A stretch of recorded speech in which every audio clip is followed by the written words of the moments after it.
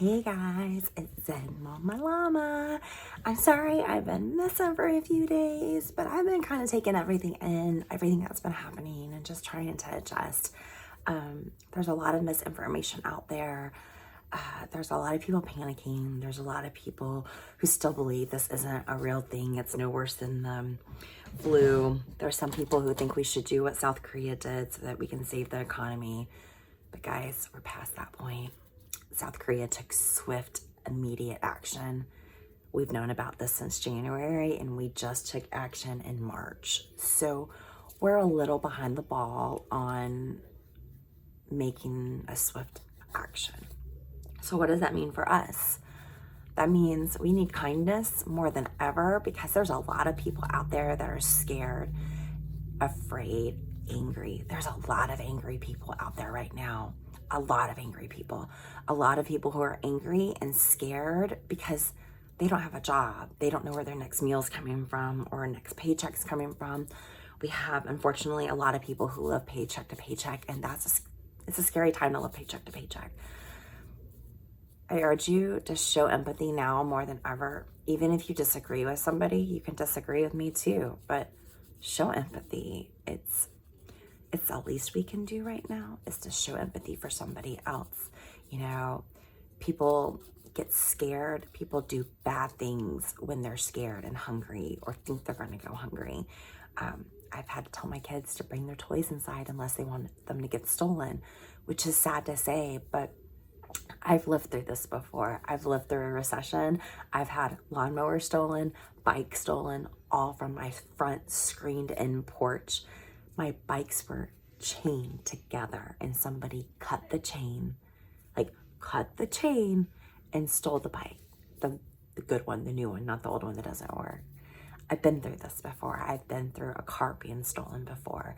I'm not new to having things stolen from me, and not because I leave important things out. It's because of the area that I lived in. People, when they don't have money or food, do really bad things. And how you react, though, shows how about you, your character. You know, when my bike was stolen, that sucked, but they must have needed it more than me. Maybe they needed that bike to get to and from work. I didn't. It was leisurely. Okay.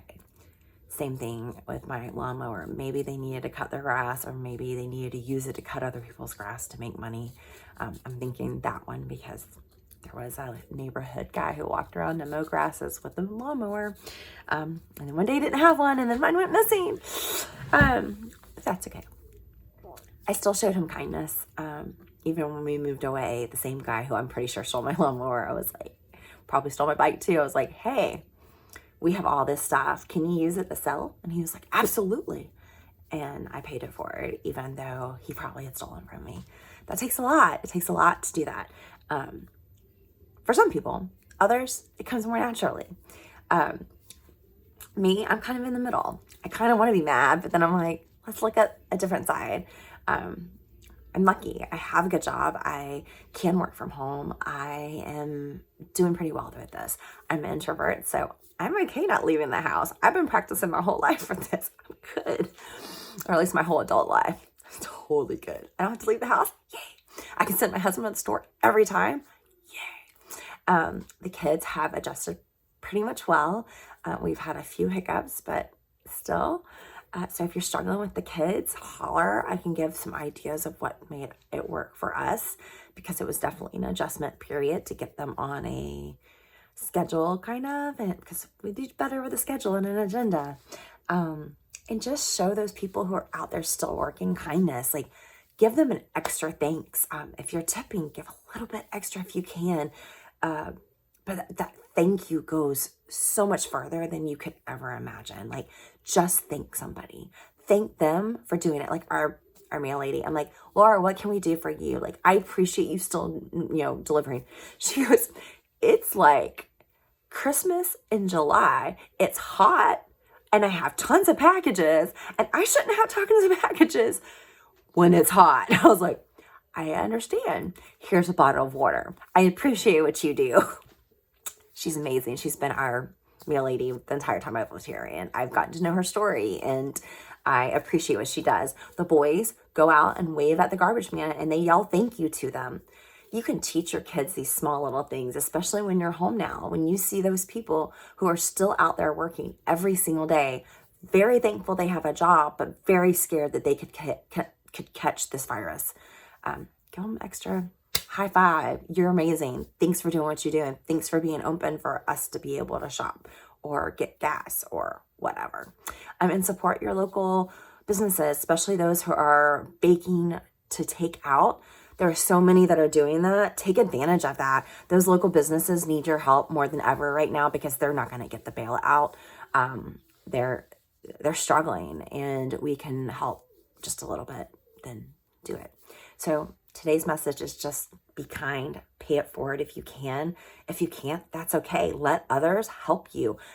Reach out, say you need help, whatever you need to do to make sure people understand, because there's a lot of people out there willing to help.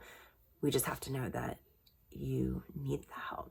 But the one thing that you can do always, even if you're in need of help, is always be kind, always show appreciation, and just understand that this will pass, but we're probably in it for the long haul right now. It's going to get worse before it gets better. But the one thing that we can always control is our attitude, our character, and we can always show kindness. So get out there and do that today. Bye, guys. Signing off.